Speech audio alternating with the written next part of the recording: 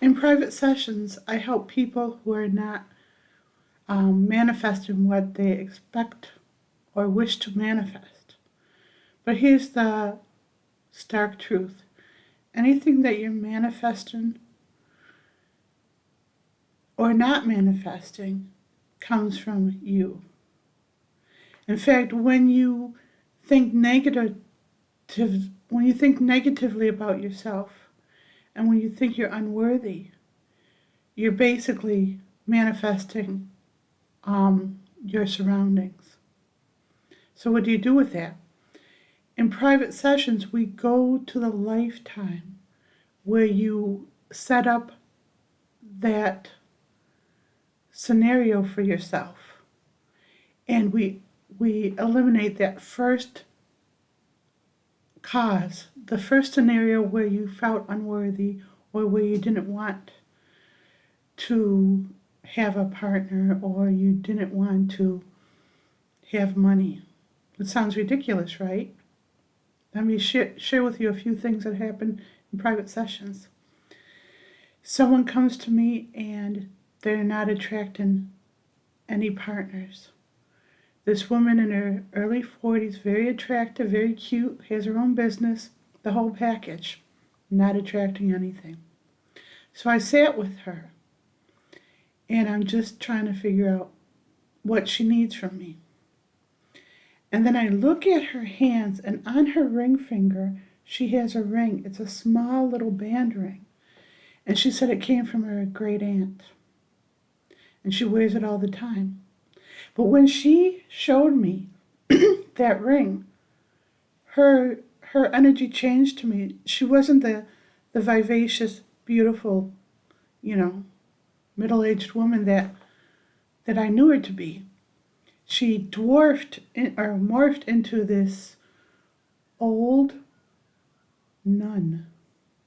And when nuns take their vows, they wear a wedding band to God. I don't know if people realize that, but they have a wedding band to God.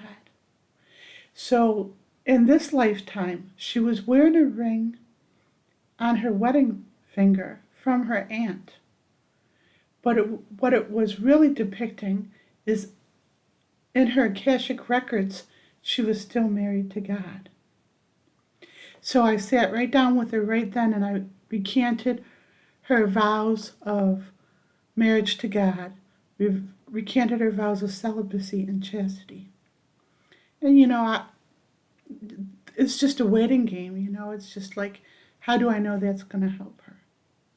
But it felt different. I asked her to take that ring off and not wear it anymore on her wedding band finger. Keep that one free for a wedding band.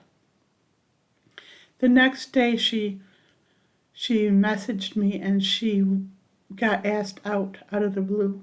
So she had dates. And within 6 months, she was in a long time committed relationship, and within a year she was married.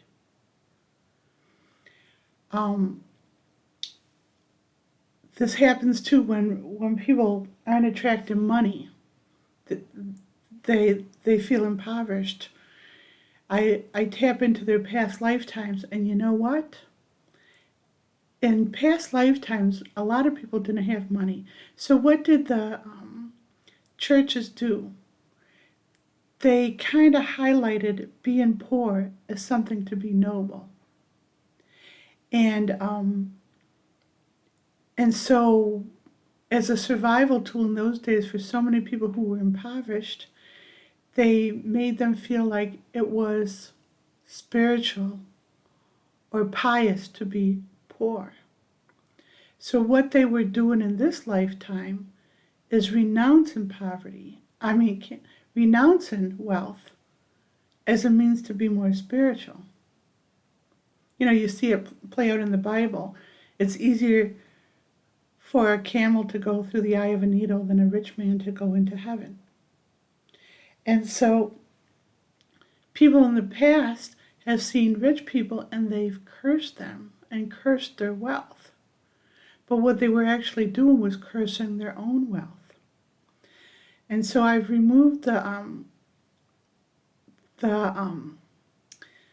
subtle vows that these people have made to stay impoverished. And then what happened was one person, they got a check out of the blue that they weren't expecting. Another one got an insurance settlement that they've been waiting years for. Another one got a return on their taxes that they weren't expecting. So all these things where the universe was showing them their abundance coming back. And it was being withheld not because God is punishing you, not because you don't deserve it, but because something you've done or said or felt or believed in a past lifetime is still bleeding through to this lifetime. Now, in the past lifetimes, they knew about reincarnation. So when they took a vow of silence, they took it forever. So I've known a lot of people who aren't able to speak up for themselves. And they don't realize that they took a vow of silence. And there's other forms of that which play out where people are afraid to stand up in a crowd. They're afraid to be seen. In past life engrams, they were publicly executed. So because of that public execution, every time that they stand up in a crowd, they're going to feel like death is looming. That's how these past life memories that we don't remember consciously affect us. There was an interesting client who was an overthinker. Stay with me on this one because it's really kind of surreal. There was this person who was an overthinker, and they were afraid to be seen in a crowd. And there were other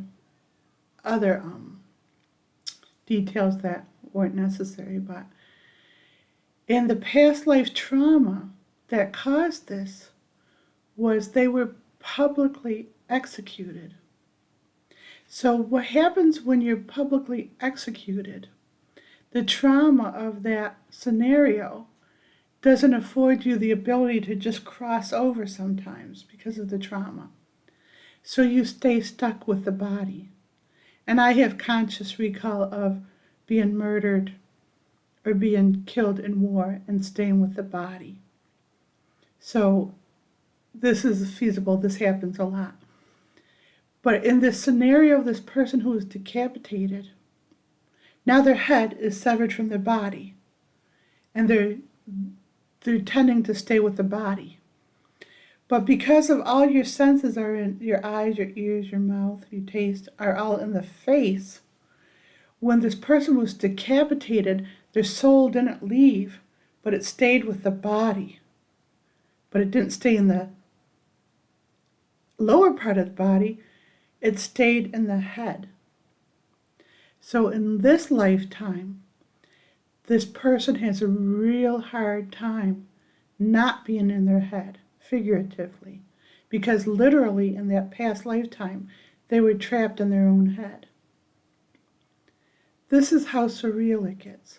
So we did taps with that person where we reattached their head to their body and went into that past life trauma where they were separated. So we reattached the head to the body, made them feel safe that way, and we helped the soul leave. Now there's no formula for what happens in the session. Every single session is so unique and so different. I'm learning new taps and new ways to release people every single session. And it's fortunate if you are able to go to my website and watch the sessions that people have so graciously allowed me to share. Because there's something special in seeing what someone else has been through and seeing what it's taken for them to get to the point where they'll come to me for a session. Now, if you can come to me for a session, that's great. But if you can't, maybe you can watch other people's sessions and do the taps along with them to gain your own sea legs. So you see, the reason why the law of attraction doesn't work for you, it doesn't mean that God is punishing you or God hates you. It means that you set up the own perimeters for what you will allow for yourself.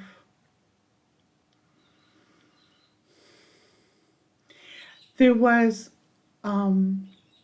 another session like this where the client was gay and very comfortable with being gay, but he had low self-esteem.